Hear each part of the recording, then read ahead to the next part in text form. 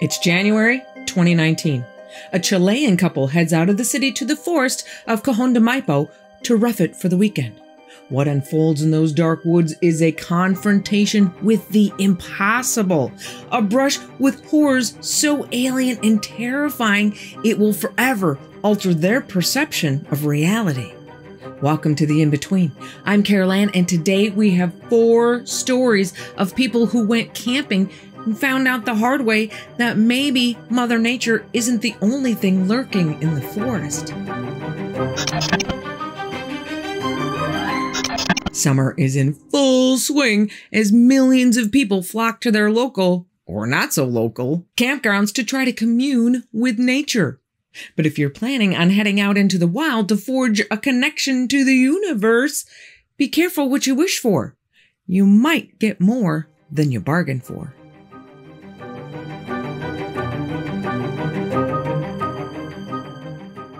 It's January 2019. Summer in the Southern Hemisphere, and it is a hot one in Chile.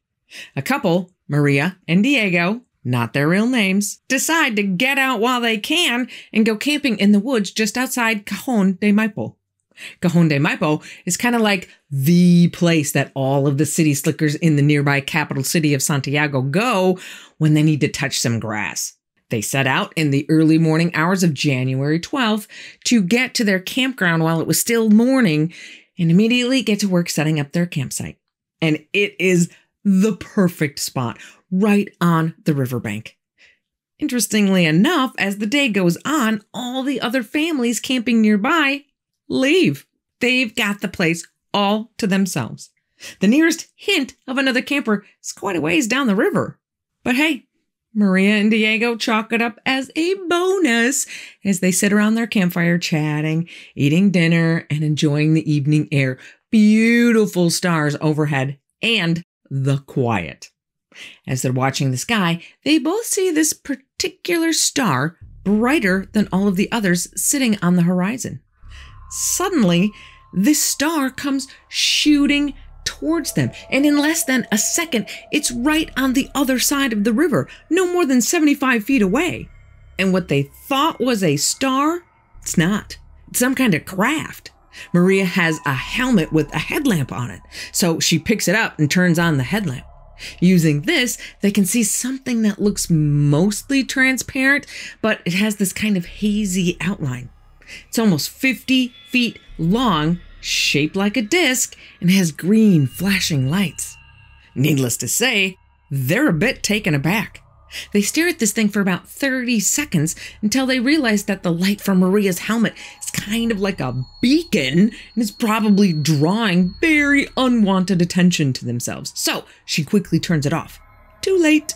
The craft begins moving in their direction. Then they see another strange object coming over the mountain. Then to their left, 3 more objects rising over another mountain, all with lights and seemingly flying in different directions, but they all form up into the circular pattern. Maria and Diego are a little freaked out by what they are seeing, but eventually the flying objects all sort of drift away. Now they can breathe again. They remain outside for a while, talking about how they have to tell their friends about this one. But nothing else out of the ordinary happens. After the excitement is worn off, they decide to head into the tent to play cars by headlamp. Their fight about who's winning is suddenly interrupted when something hits the side of the tent.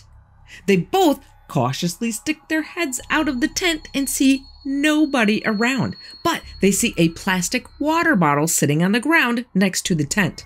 That wasn't there before. They've not seen another camper in hours and are pretty sure they would have heard somebody walking into their campsite. As the couple sits half out of their tent trying to see into the darkness, Maria turns off the headlamp, and that's when they see them. 4 objects are hovering directly over their tent. A big one that's just like the one they saw earlier, but the other 3 are much smaller, only about 4 feet long. One of the smaller ships slowly floats to the left side of the tent till it's only like 3 feet away and shines a brilliant white light directly at them, which lights up the whole side of the tent. They can hear a loud vibrating sound, which is either drowning out all of the normal night sounds or they've just stopped.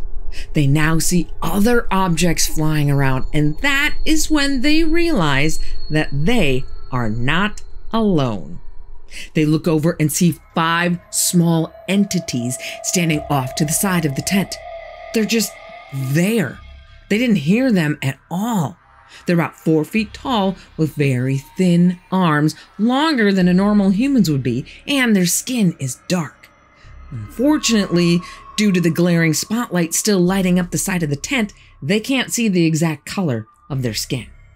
Maria and Diego are terrified, but the fun is just beginning. The beings start to get rowdy, grabbing the tent and digging small holes around the outside. Not to mention that they realize that these beings don't seem to be touching the ground as they move. They seem to be floating, and Maria and Diego can't hear any footsteps. They can only feel a sort of vibration as the entities move around.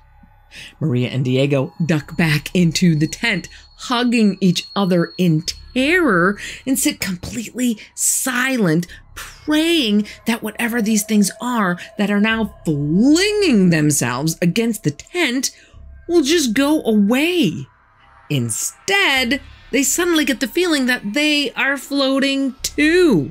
And they have a gut feeling that something interdimensional is happening. That if they step outside of the tent, they would appear in a completely different location. Needless to say, it is a long night. Around 3 a.m., they begin to smell this putrid odor, like rotten eggs, but worse. It's so bad that they have to cover their noses with their hoodies.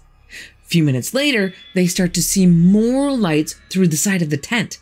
The activity around their tent has stopped for the moment, so they peek their heads out through the tent door. They can see more objects coming in so fast that they can't keep count from that same spot across the river. This is when the screaming starts. Maria and Diego start to hear people screaming near the river. Whatever is happening to them must be horrific.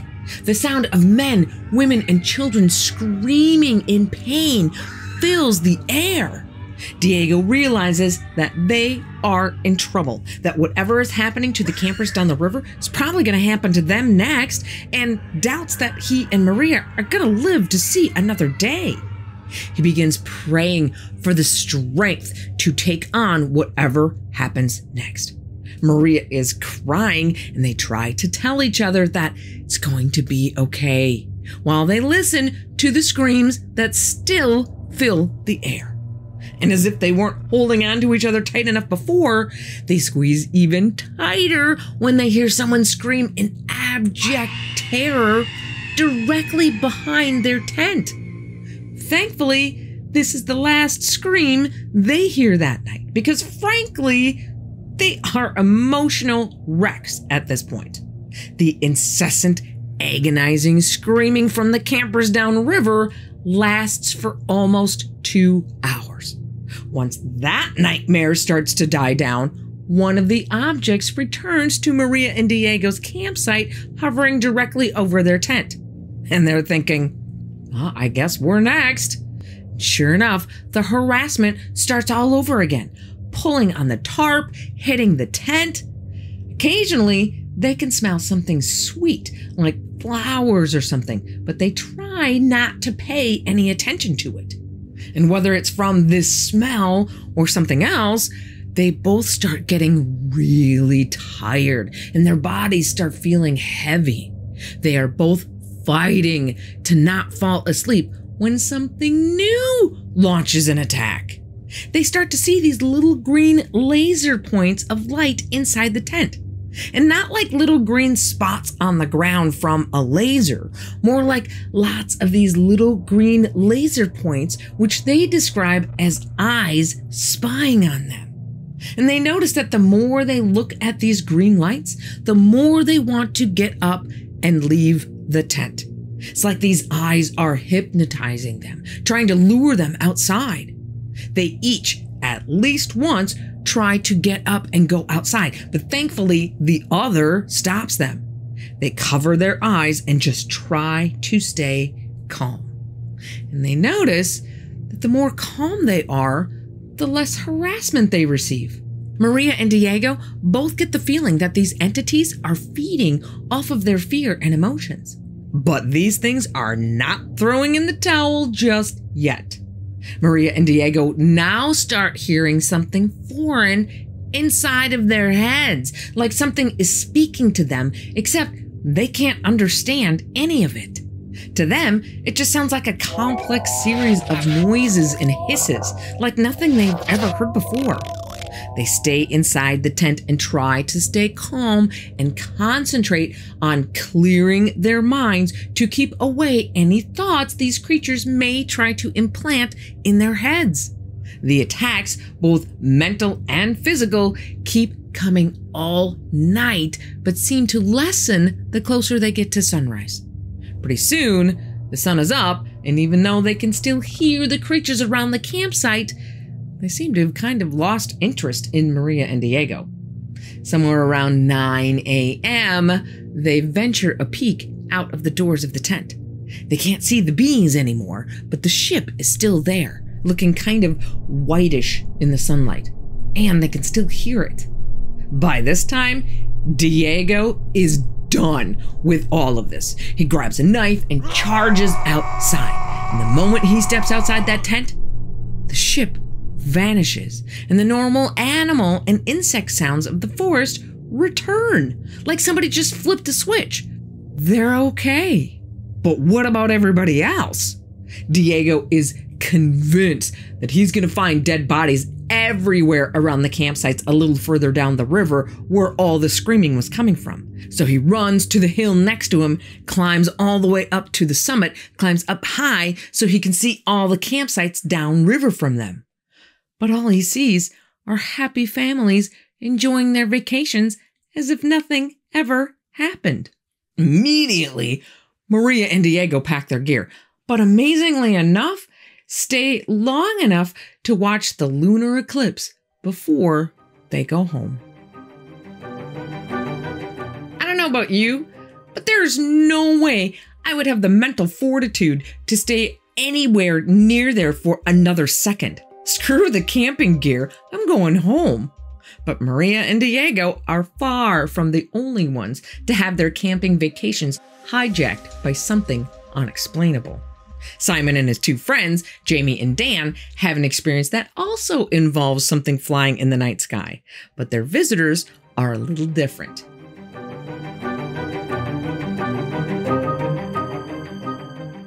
Simon, Jamie, and Dan decide to go camping around an undisclosed mountain in southern New York State in the summer of 2016.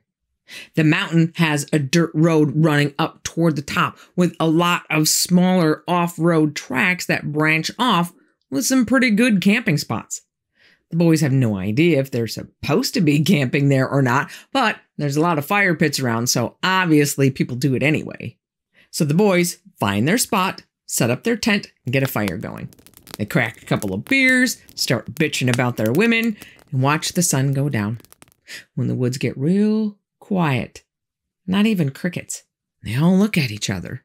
It feels like there's a storm coming, like lightning is just about to strike. They can feel the static in the air, and the hair on the back of Simon's neck stands up. Jamie says, "This might sound kind of weird, but I can feel the air humming." And as if on cue, this deep bass noise starts reverberating around them, and this bright light flashes and lights up the whole woods, kind of like when a really big firework explodes and lights everything up for a few seconds. But this lasts for probably a minute before it splits into 3 or 4 other lights that fall down into the trees. They can see all the lights glowing out in the woods when there's a big gust of wind and the lights go out. The air smells like it's just rained, even though it didn't. And the boys all kind of look at each other, but nothing else happens.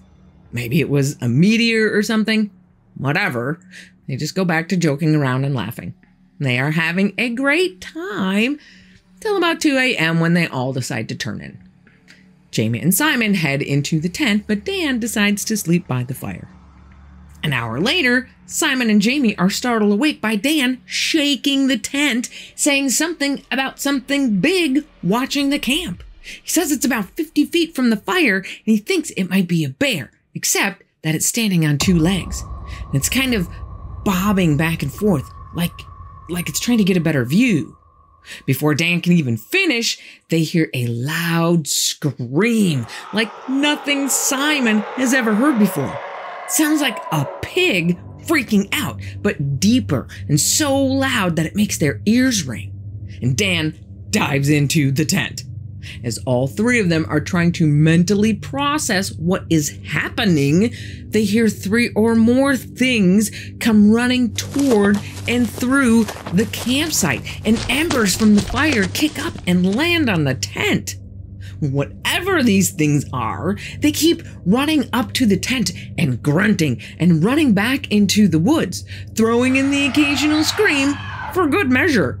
And they keep pulling on the tent poles, dragging the whole tent a foot or 2 each time.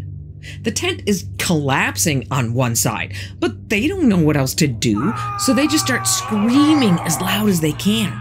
It only takes a minute, and then everything is quiet again. Maybe it worked. Not hearing any more noises around them, they all take a deep breath and run for the truck. They all pile in as fast as they can as Jamie starts it up and floors it. Jamie is driving as fast as he can on a dark dirt road when they see something in the headlights standing in the road. Simon tells Jamie, "Got it!"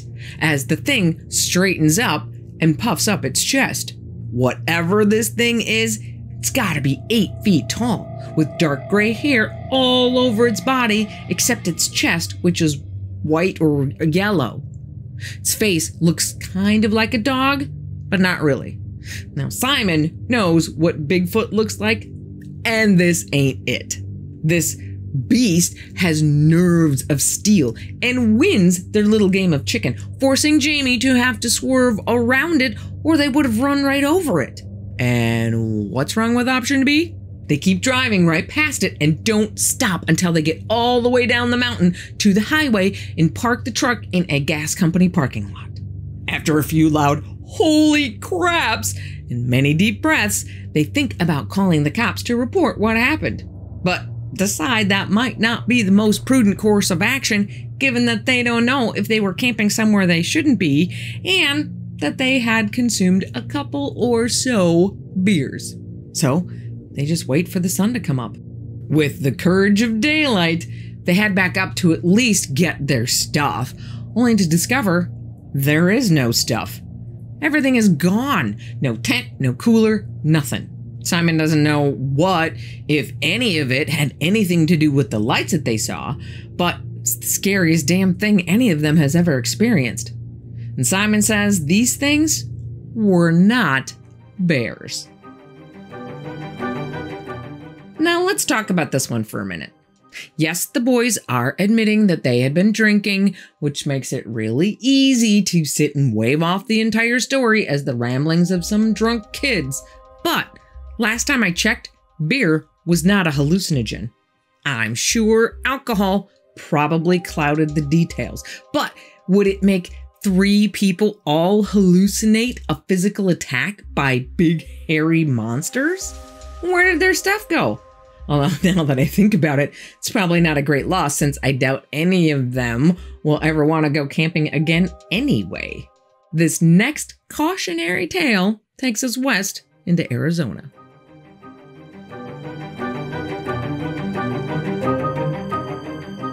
It's October of 1995 when Tango is in a car with his family and his dog in the White Mountains of Arizona. about 100 miles northeast of Phoenix, close to the New Mexico border. They're driving down this long, narrow dirt road, looking for a good spot to make camp. But it's starting to get dark. They keep driving as the shadows keep getting longer and the sky keeps getting darker. Finally, the unfamiliar shadowy territory in front of them becomes so uninviting that Tango's dad decides to stop, turn the car around, and head back, modifying his expectations from the perfect spot down to this'll work. As the car bumps along the ever-darkening road, they see something on the side of the road ahead of them. It's a little girl in the middle of nowhere. She's dressed in tattered clothes and obviously very frightened of something. Tango's dad stops and asks if she's okay. The little girl just blurts out, "You shouldn't be here. Please go back." They try to console her and get some information from her that might help them figure out where she's supposed to be, but the girl just keeps repeating that same line. "You shouldn't be here. Please go back." Before they can stop her, she turns and runs off, disappearing into the brush, ignoring their calls for her to come back. She just vanishes. More than a little weirded out, they keep driving, but the little girl's warning on repeat in their heads. Eventually, they find a camping site and set up their tents in silence. Everyone's head on a swivel, still looking for the girl, half hoping they find her, but half hoping they don't. Maybe she's even watching them right now. They get a campfire going and try to settle down after a long day on the road when they are all simultaneously hit with the distinct, intensely creepy feeling that they are being watched. They start looking around and at each other as a primordial screech from somewhere close by splits the quiet night. What on earth is making this sound? Unfortunately for them, they get the answer to their question. This creature climbs down out of a nearby tree and into the light of the fire. It has sharp teeth and no fur. It's about the size of a bear, but its eyes are yellow. It's extremely skinny, like flesh and bones. And Tango is frozen in fear. It stands for about 10 seconds in the light, turns, and gallops off into the forest. Everyone is stunned. Tango's dog huddles closer to him, whimpering, with its tail between its legs. Tango says the disturbing image of this thing is seared into his memory forever. What the hell was that? And where does the little ghost girl fit into it, if at all? My biggest question on this story is, what did you do next? Did you all pack up and leave? Did you brush it off and keep roasting marshmallows? How does the story end? All right. So we have established that a very wide variety of strange things can happen while you're camping. So why not have one more nightmare to round out our paranormal camping potpourri?